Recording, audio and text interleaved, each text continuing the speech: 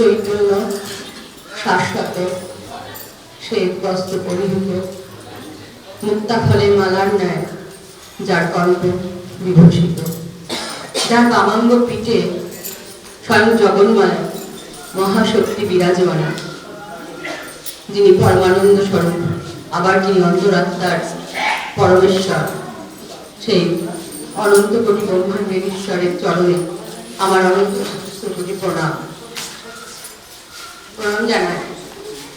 সনাতন ধর্মের এক অন্যতম উচ্চ শিখর শাশ্বত মঠের মূল রথী পূজ্যপাত শ্রী মহন্ত মহারাজের শ্রীচরণ আমার হৃদয়ের ভক্তিপূর্ণ শ্রদ্ধার্ঘ নিবেদন করি আজকের যে সভানেত্রী তার শ্রীচরণে। আমার অন্তরের বিনীত শ্রদ্ধা এবং সমস্ত মমত্ব একত্র করে যে পুষ্পমালা চয়ন করেছি, সেই পুষ্পমালা নিবেদন করি আমাদের আর্য ঋষি কুলতিলক, মানব সভ্যতার ধারক বাহক আমাদের সেই সাধু সন্ত মণ্ডলী পাদপদ্মে। আর বাকি রইলাম, সাধু মহাত্মারা চলে গেল, বাকি রইলাম আমরা। কর্মকর্তা থেকে শুরু করে আজকে প্রতিটি কোনায় কোনায় যে সুইপার, যে রান্না করছে, প্রত্যেকেই ঠাকুরের এই যজ্ঞে অংশগ্রহণ করে আছে। এখানে আমি আর কাউকে ভাগ করবো না, আমরা সবাই সৈনিক, ঠাকুরের কর্মযজ্ঞের সৈনিক, আমরা ভক্ত। তাদের কাছে আমার মমত্ব করা জয়গুরু সম্ভাষণ এবং স্বস্থানে তাদের যথাযোগ্য সম্মান প্রদর্শন করে আমি খুব সংক্ষেপে বলবো। আমাকে আগেই বলেছে উঠতে উঠতে যে সময় খুব শর্ট, কিন্তু একটু তো বলতে হবে, বলতে যখন দিয়েছে। আমি পরিষ্কার দুটি তিনটি কথা আমার বলার। প্রথম কথা, আমি একটু ছোট ছোট করে বলছি, কারণ কবিতার মধ্যে যে বললে তাড়াতাড়ি বলা হবে, আমি ব্যাখ্যা করতে টাইম পাবো না। বলছে একজন কবি, বলছেন আমাদের বাংলার কবি চণ্ডীদাস, মর্ম না জানে ধর্ম বাখানে এমন আছয়ে যারা, কাজ নাই সখী তাদের কথায় বাহিরে রহুন তারা। বাহির দুয়ারে কপাট লেগেছে, ভেতর দুয়ার খোলা, আইল সজনী নিঃসারা হইয়া আলার ভেতর তালা। অর্থাৎ দেখুন, আমরা এই যতদিন এখানে আছি, 3 দিন আগে 3 দিন, প্রত্যেকের মধ্যেই যেন একটা বেদনা। কিসের বেদনা? যে আমরা 106 সার্বভৌম সম্মেলনী, কিন্তু আমরা যেটা চাইছি সেটা পাচ্ছি না। সবাই বলছে যে আদর্শ করতে হচ্ছে না, এটা হচ্ছে না, আমরা যেন কিছু একটা অভাব বোধ করছি। এই অভাব বোধটা করছি কেন? আমার যেটুকু অনুভূতি, আমি মনে করছি আমরা ঠিক শুনতেও শিখিনি, আমরা ঠিক দেখতেও শিখিনি। দেখা এবং শোনা এটাও আমরা যথাযথ শিখিনি। কিরকম? আমি দুটো ছোট্ট উদাহরণ দেবো। আমরা যাতে দেখতে শিখি, আমরা যাতে শুনতে শিখি, তাহলেই মনে হয় আমাদের একটু আমরা এগোতে পারবো। শুনতে হবে কেমন? সই কেবা শোনাইল শ্যাম নাম, কানের ভিতর দিয়া মরণে বসিল গো, আহুল করিল মোর প্রাণ। আমার সই মানে রাধা এমন নাম শুনেছেন কৃষ্ণের, সে কৃষ্ণ নামে ওনার সারা জীবন বিভোর হয়ে গেল। আমরা শুনছি না, আমরা বলছি, আমরা অন্তর থেকে কিছু বলছি না, আমাদের মর্মে কিছু প্রবেশ করছে না। আমাদের শোনা যেন মর্মে ঢোকে। আপনারা কিছু অনুভব করুন, আমরা কোন জায়গাতে আছি। আর আমরা যে 3 দিনের যে সম্মেলনী ক্ষেত্র আছি, বা আমরা ঠাকুরের যারা ভক্ত শিষ্য আছি, আমরা প্রত্যেকেই অনুভব করি। মহারাজ কালকে বলছে না, ঠাকুর আমাদের পাড়ে দাঁড়িয়ে আছে। আমাদের অনেক হয়তো ভোগ ছিল, আমরা বুঝতে পারছি না কি করছেন ঠাকুর আমাদের। ঠাকুর আমাদের বাস্তবে আছি না আমরা, কিন্তু বাস্তব থেকে একটু উন্নতর। আজকে কত কত জনতা জনগণ, তাদের মধ্যে আমরা কত পুণ্যার্থী যে ঠাকুরের এই চরণামৃত আমরা পান করতে পারছি, ঠাকুরের এই সাহচর্য আমরা নিতে পারছি। আমার তো মনে হচ্ছে আমি একটা খণ্ড স্বর্গলোকে বাস করছি।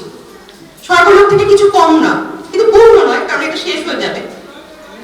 এই যে ভাব, এই অনুভূতি যদি আমরা ঠাকুরের কথাগুলো যদি আমরা বুঝতে না চাই, তাহলে আমাদের কিছুই হবে না। আমার যা মনে হচ্ছে দেখার কথা বলছিলাম না, একটা ছোট্ট একটা গল্পের মধ্যে দিয়ে আমি 2-4টা গল্প কথা বলি। আমি তো 10 মিনিট সময় পাবো মিনালি কি অর্জুন সবার অস্ত্র শিক্ষা করেছে, সবার দাঁড়িয়ে আছে, আজকে পরীক্ষা হবে। দ্রোণাচার্য ডেকেছেন, গাছের একটা পাখি আছে, বলেছে যে এই পাখিকে তীর বিদ্ধ করে, এক তীরে বিদ্ধ করে কে নামাতে পারবে। যুধিষ্ঠিরকে ডাকলো, যুধিষ্ঠির তুমি কি দেখতে পাচ্ছ? আমি এখানে সভা, গাছপালা, বৃক্ষপতি কি দেখতে পাচ্ছি ইত্যাদি করে যাকে যা ডাকলো, তাই যা দেখতে পাচ্ছে তাই বলছে। অর্জুনকে ডাকলো, অর্জুন বলল গুরুদেব আমি আপনাকেও দেখতে পাচ্ছি না, আমি শুধু দেখতে পাচ্ছি যেখানটা আমি তীর বিদ্ধ করবো পাখির সেই স্থানটা আমি দেখতে পাচ্ছি। তা আমরা কি ঠাকুরের চরণে, ঠাকুরের দর্শন, ঠাকুরের ধর্ম, ঠাকুরের চিন্তা, ঠাকুরের চেতনা, ঠাকুরের হৃদয় আমরা কি সেইভাবে দেখার চেষ্টা করছি? সেইভাবে আমরা তার কথাগুলোকে মর্মোদ্ধার করতে পারছি? আমার দুটি দিক বলার কথা। আমি ভাষণ দিতে আসিনি, উদ্বোধনী দিতে আসিনি। আমার ভেতরে যে কথাগুলো গলগল করে ফুটছে আমি সেগুলো শুধু আমার মা, ভাই বোন, আমার শিষ্য, আমার মহাত্মা, আমার পরিবার আছে তাদের সঙ্গে শুধু শেয়ার করতে এসেছি, সমবেদনা জানাতে এসেছি। যারা আমাদের অনলাইনে দেখছেন তাদের জন্য আমি দুঃখ বোধ করছি, সমবেদনা করছি যে আমরা দেখছি না। কেন দেখছি না? আমাদের ভ্রম হচ্ছে। আমাদের কি ভ্রম হচ্ছে বলছি না, এটা ঠিক বাস্তব নয়, বাস্তব থেকে অন্যতর। কিরকম মনে হচ্ছে যে বাইরের জগতেও যেরকম থাকে, পলিটিক্যালি যেরকম থাকে একটা সর্বোচ্চ পদ, তারপরে আরো পদ থেকে এখানটা আমরা যেন গুলিয়ে ফেলছি। আমরা মনে করছি এখানে যেন কোনো পদের জন্য আসছি বা কোনো কিছু একটা সম্মানের জন্য আসছি, কিন্তু না, আমরা তো বাস্তবে জাগতিক সমস্ত চাওয়া পাওয়া ত্যাগ করার অঙ্গীকার নিয়ে তো আমরা দীক্ষাপত্র নিয়ে এখানে এসেছি। এই ভ্রমটা যেন আমাদের না হয়, আমার স্বনির্বন্ধ অনুরোধ সকল গুরু ভাই বোনের কাছে। আমাদের যদি জগন্মাতা সম্ভবতা মাতৃ যদি আমাদের সম্মান দেওয়া হয়, সেই মায়ের তরফে আমার সকলের কাছে অনুরোধ যে ঠাকুরের এই পবিত্র স্থানকে আমরা যেন কোনোভাবেই কলুষিত না করি। আমরা যেন প্রতি মুহূর্তে, সদা মুহূর্তে মনে রাখি যে আমরা জাগতিক বাসনা ত্যাগ করে আমরা এই পথে এসেছি, এটাকে গুলিয়ে ফেললে চলবে না। আমার কাছে সম্মানী মঞ্চে তো অনেক বিবিধ মহিমা, সে বলতে পারবো না, তবে একটা আমার অনুভব করি, আমার কাছে সম্মানী মঞ্চ। আমরা তো ঠাকুর তো আমাদের বিলোচ্ছেন। কালকে একজন বলছিলেন না, ঠিক ঠাকুরের বাসনাগুলো আমাদের মধ্যে যে ফুটে ওঠে, আমি দেখছি যে ঠাকুরও তো আমাদের কাছে কিছু চায়। সম্মানী মঞ্চ শুধু ভুল স্বীকারের মঞ্চ না হোক, ভুল সংশোধনের মঞ্চ হোক, যে আমরা যে ভুলগুলো করেছি সেই ভুলে আমরা যাব না। আপনি একটু ভাবুন, আমরা শাশ্বত মঠের ইতিহাস যারা পড়েছি, যা জানছি, ঠাকুর কত ব্যথা পেয়েছে, এখনো মহাত্মা সাধুরা ব্যথা পাচ্ছেন আমাদের কাছ থেকে। এটা কত কষ্টের। ঠাকুর আমাদের জন্য কি ভাবলেন? আমরা দেবত্ব, মনুষ্যত্ব, নিষ্কাম কর্ম, এসব অনেক বড় কথা আমরা পারবো না ঠাকুর জানতে। কিছু জিনিসে আমরা মানে ঠিকমতো ব্যাখ্যা করছি না। একটি কথা আমার বারবার কানে আসছে এখন ইয়েতে, যে ঠাকুর বলেছেন খাবি দাবি লাফাবি তোরা করবি, পরে আমরা যে যার পারছি নিজের ভাবনাগুলো চরিত্রের কাছে ভুল কি করছি না করছি আমরা চিন্তা ভাবনা করছি না। আমি একটি উদাহরণ দিচ্ছি। আপনি আমার বাড়িতে গেলেন, আমি এসো তুমি এসো না, আপনার মনে টাকা পাবে, আমি তো ভুল করছি না, আমি বলছি তুমি এসো না আমার বাড়িতে এসো না। কিন্তু আমি যদি বলি ভাই আমার বাড়ি করোনা হয়েছে তুমি এসো না, আপনি তখন তার মর্মটা বুঝবে। তাহলে শব্দের অর্থ হবে তার কনটেক্সটকে নিয়ে, তার প্রাসঙ্গিকতাকে নিয়ে। ঠাকুর কোথায় বলেছেন খাবি দাবি লাফাবি, কোন পরিপ্রেক্ষিতে বলেছেন, কাকে বলেছেন, এগুলো না জেনে আমরা যা খুশি তাই করে যাচ্ছি আর বলি ঠাকুর বলেছেন খাবি দাবি লাফাবি, তোদের কোনো চিন্তা নেই, তোদের কোনো সাধন ভজন করতে হবে না। আরে সাধন ভজন করবি কি? ঠাকুরের আরাধনা কর, সেটাই তো সাধন বলে। আমাদের বলছে তার কতটুকু করবে, আমরা ঠাকুরের কথাগুলো মানবো না, ঠাকুরের বাক্যগুলো করবো না, অনুভব করবো না, আর শুধু ঠাকুরের কিছু অংশ নিজের মতো করে যে মনে হবে যে এটা বলে বেশ ভালো, সেটাকে নিয়ে একটা ভুল ব্যাখ্যা করে আমরা করবো। ঠাকুর কি করেছেন? শতশত নিগমানন্দের বিকাশ করে। আমি ভাবছি আমি এক নিগমানন্দ, আমি যা বলছি তাই ঠিক বলছি। আরে কোন কনটেক্সটে বলেছে, কাকে বলেছে, সেই ভাবনাগুলো ভাবো। কেন ঠাকুরকে ব্যাখ্যা দিই? আমরা যেমন হয় আমার বাচ্চা খুব আবদার করছে আমি সিন্ধুকের চাবিটা তাকে দিই, ঠাকুর হয়তো আমাদের ভালোবাসে সেরকম একটা প্রেক্ষিতে বলেছিল, কিন্তু আমি যদি বুঝি যে চাবিটার অমর্যাদা হচ্ছে, সঙ্গে সঙ্গে আমি সেটাকে নিয়ে নিতে হবে। তাহলে এই ভাবনাগুলোর জায়গা আমার সকলের কাছে অনুরোধ যে আমরা যেন একটু ভাবি ঠাকুরকে নিয়ে। ঠাকুর মানে আমরা কি বলেছি যে বড়লোক বাবার অবাধ্য সন্তানের মতো। অনেক কিছু করে গেছে, আমরা আর কিছু করার নেই, কিন্তু আমাদের এই জায়গাটা ভুল। আমি অনুরোধ করছি আমরা যেন ঠাকুরের দর্শন, ঠাকুরের ভাবনা অন্তরের অন্তঃস্থল থেকে আমরা যেন মনে পারে সেটা অনুধাবন করার চেষ্টা করি।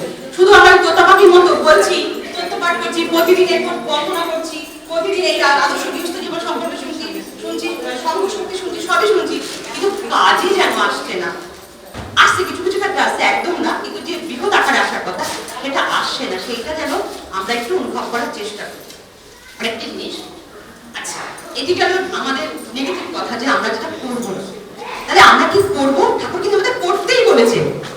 বহুজন হিতায় জগৎ হিতায় কর্মযজ্ঞে আমরা প্রত্যেকে সৈনিক ঠাকুরের।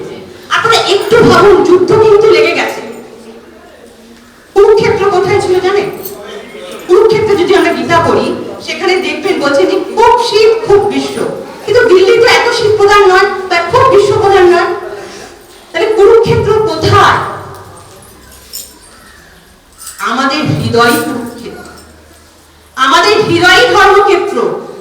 আমাদের হৃদয় সবসময় দুরকম চলছে, একটা ভালো একটা মন্দ। যখন আমি ধর্মের পথে থাকছি তখন সেটাই হয়ে যাচ্ছে আমার ধর্মক্ষেত্র, আর যখন আমি আমার আসরিক রিপুর দ্বারা আমি পরিচালিত হচ্ছি তখনই হয়ে যাচ্ছে সেটা আমার কুরুক্ষেত্র। এখানে প্রতি মুহূর্ত সংঘর্ষ চলছে, দ্বন্দ্ব চলছে। এই ঠাকুর বলছেন যে বহুজন হিতায় যে ঠাকুর যে কর্মযজ্ঞ যে খুলেছেন সেখানে আমাদের প্রচুর কাজ। আমরা ঠাকুরের কারখানা এসেছি, ঠাকুর আমাদের শেখাচ্ছেন। এবার বৃহত্তর সমাজ পড়ে রয়েছে, আমরা ঠাকুরের আদর্শগুলো, ঠাকুরের ভাবাদর্শগুলো, ঠাকুর যেভাবে চলতে বলছেন আজকে দেখে চোখে জল এসে যায়। সমাজ কোথায় গেছে?